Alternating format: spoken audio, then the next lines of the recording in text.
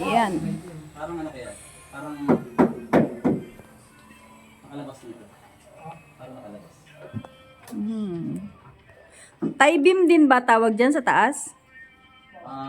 Floor beam po. Hindi. Itong sa taas, floor beam na yan. Floor beam. Sa taas, floor beam. Floor beam. Dito tie beam. Ay, sa baba, ilalim ang tie beam. Tapos yung dito sa ano. Oh, learning from our architect, foreman. You know, floor beam, yan.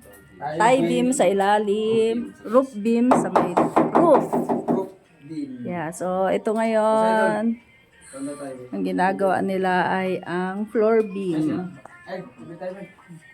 Dito ka. Learning from our foreman architect. Eh, gusto ko muna i-fix kaya. Galing. Bababa natin mamaya yung ano, yung may salo.